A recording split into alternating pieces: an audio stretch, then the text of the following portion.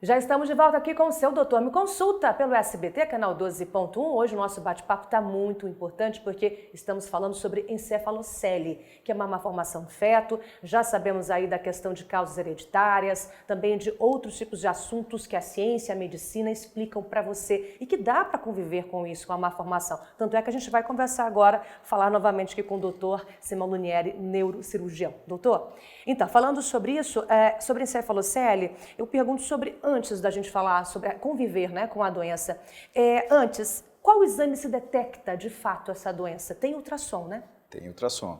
E para falar sobre ultrassom é importante nós falarmos sobre como é que tudo isso acontece. Nós falamos sobre classificação, sobre locais, sobre as pessoas, os fatores de risco, mas como é que acontece? Então pronto. Durante a gestação, nas primeiras 4 semanas, ocorre um intenso desenvolvimento neurológico. Esse desenvolvimento neurológico é chamado de neurulação.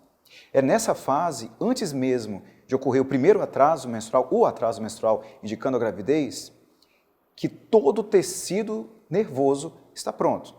Então, durante essa formação, o tecido nervoso ele se forma junto com outros tecidos. Só que o local onde vai haver essa encefalocele é um local onde justamente o tecido nervoso ele fica junto com o tecido que vai formar a pele e cria adesões. Então ele não consegue se descolar. Essa falta de descolamento é como se fosse uma cola, prejudicando aquela região de se formar e de se isolar. E isso acontece principalmente na 3ª e 4ª semana. Então, quando você descobre que está grávida, você já passou por tudo isso. Então, antes mesmo de você engravidar, o que seria recomendável é você evitar isso através de quê? Através da suplementação do ácido fólico, lógico, mas através também do rastreio familiar, para poder ver se você tem a probabilidade de desenvolver justamente essa adesão. Essa adesão ela vai ser apenas um indicador de uma falha do desenvolvimento, que é da encefalocele. Porém, como a Ellen muito bem falou, pode vir associações. Pode vir também hidrocefalia, mielomeningocele. E esse ponto é crucial, porque quando você vai descobrir que está grávida, você vai fazer o ultrassom, joia. Só que lá pode ser que você não consiga enxergar tudo. Porque, primeiro, o teu primeiro ultrassom vai se fazer geralmente com 6 semanas, 2 meses da gestação, quando realmente é possível visualizar alguma coisa, mas a visualização do ultrassom não vai te mostrar exatamente isso. É muito nítida, né? Muito, é porque é muito pequenininho. Às vezes até a posição do feto, né? Às vezes ele não colabora nem quando ele já está muito grande. Imagina pequenininho. Aí o que precisa fazer? Precisa fazer um acompanhamento a longo prazo. Então naquela primeira e segunda morfológica é essencial. Porque mesmo que você descubra, poxa, olha, que pena, eu tenho um bebê que tem esse problema. Não é para você se julgar, é para você buscar alternativa, tratamento, prever o que vai acontecer para já fazer uma correção. Existem chances de fazer correções de diversas formas. O importante é você ter o diagnóstico. Infelizmente, eu tenho que relatar aqui, chegou a mim uma paciente que não fez durante a gestação inteira o acompanhamento com ultrassom. Acabou que no parto ela descobriu que tinha um bebê com uma malformação, com encefalocele. Então passou-se 9 meses, não fez nenhuma morfológica, não fez nada e descobriu lá no parto. E foi um parto normal, de risco. É isso que eu ia perguntar, quando se detecta encefalocele, opta pelo parto cesáreo. É o certo, é o recomendado, mas a literatura é um pouco divergente quanto a isso, dizendo que pode ser também um parto vaginal. O problema é porque o tamanho da encefalocele vai prejudicar. Então é preciso estudar caso a caso, mas o recomendado, por mim, é fazer sim um parto cesáreo, para evitar que haja uma ruptura. Porque é você lembrar que é uma bolsinha pequenininha, lá dentro guarda cérebro. Agora imagina, durante o período expulsivo, aquela bolsinha romper. É chance de infecção, é chance de lesão neurológica, é chance de óbito. Então, realmente, o parto cesáreo, para mim, é o mais indicado. Tem uma pergunta do Vinícius, do bairro Alvorada. Como funciona o tratamento e se é perigoso retirar, no caso, aquela formação de uma espécie de hérnia? Isso. Como é que é esse processo de retirada? Como eu tinha falado anteriormente, lá no Oriente, na Ásia, é muito mais comum ter a encefalocele frontal. Aqui do nosso lado ocidental é muito mais comum ter a encefalocele da região posterior, occipital. Tem diferenças grandes quanto a isso, porque quando o feto acaba tendo que retirar essa encefalocele, ele vai perder tecido nervoso. Então é muito mais o feto ele consegue se adaptar muito mais com a perda do tecido neurológico frontal do que o occipital. Porque o frontal, ele envolve muito a cognição, que pode haver outras conexões para favorecer aquele desenvolvimento mais completo. Contudo, quando você vai fazer a retirada da encefalocele occipital, ele vai perder tecido nervoso relacionado à visão. Então, ele vai desenvolver algum déficit visual. O tratamento é a retirada daquele tecido, porque aquele tecido, ele não tem mais utilidade. Mesmo que nós façamos a cirurgia e coloquemos o tecido para dentro, aquele tecido ele já está completamente cicatrizado, completamente morto. É perigoso.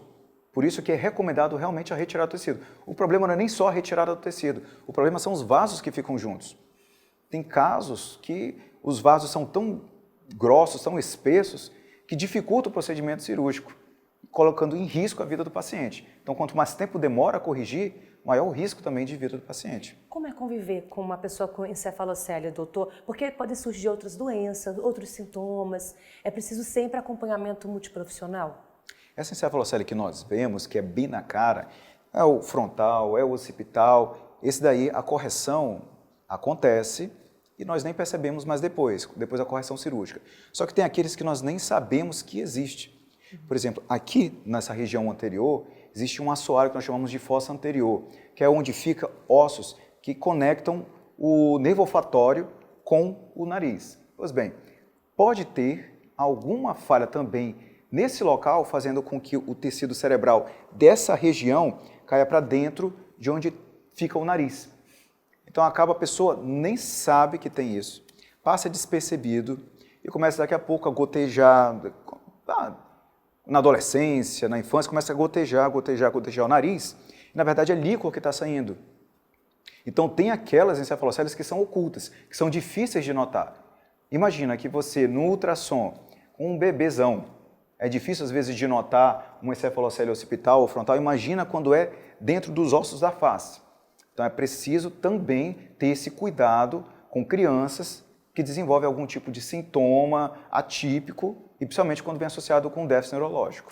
Tem uma pergunta aqui da Geisa, do bairro Precomã. Alguma dica de prevenção, doutor? Prevenção. Duas prevenções. A prevenção primária, que nós falamos anteriormente do ácido fólico, Sim. Fazer esse rastreio todo da tua árvore genealógica. E a prevenção secundária é, na verdade, busca do profissional. É evitar que aquela lesão complique. Porque quando a lesão está instalada, ela só tende a complicar. Quanto mais tempo passa para corrigir, maior chance de pegar uma meningite.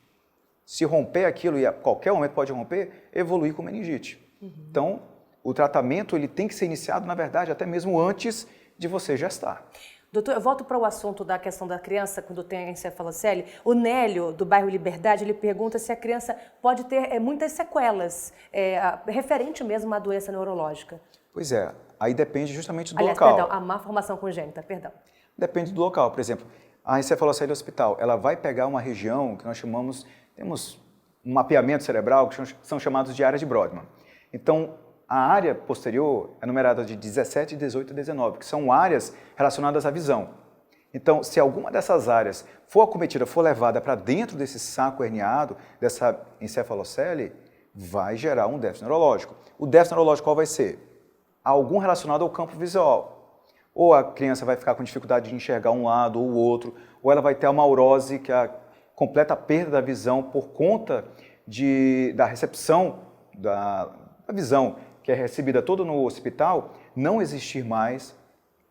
Quando é frontal, pode ter alteração comportamental, então a criança ela pode ter uma agitação, pode ter uma sonolência, que a gente chama também de frontalização, o paciente pode ficar com um déficit frontal, que é uma cognição alterada, a memória não consegue ficar boa, não consegue fazer execução de projetos, então é uma lesão frontal. Então, no cérebro, tudo depende da região acometida. Para finalizar, doutor, é importante, a gente tem casos aqui em Roraima de encefalocele, mas que é necessário acompanhamento médico, neurocirurgião, é importante sempre ter esse profissional para ajudar, de uma certa forma, no desenvolvimento da criança e também os pais entenderem esse processo da vida, né? Exatamente. Não tenham medo. Se vocês têm esse diagnóstico já na gestação, não tenham medo, procurem auxílio, porque ninguém vai auxiliar vocês a não ser o especialista. É preciso. E não tenham medo de gestar, só preparem-se para gestar.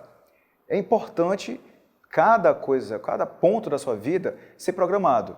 Se você faz a suplementação do ácido fólico, é um ponto a menos para você se preocupar com relação a isso.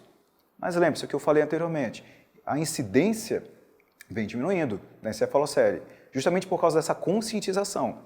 Então, conscientizem-se e conscientizem também aqueles ao seu redor. Tá certo. Doutor, obrigada pela participação e por falar desse assunto tão necessário para as pessoas em casa, os telespectadores que gostam de saber sobre tudo referente à saúde. Obrigada e até a próxima, viu? A gente vai finalizando por aqui. Obrigada para você que acompanhou até este momento o nosso bate-papo com o neurocirurgião Simão Lunieri. Até a próxima edição, gente. Tchau, tchau.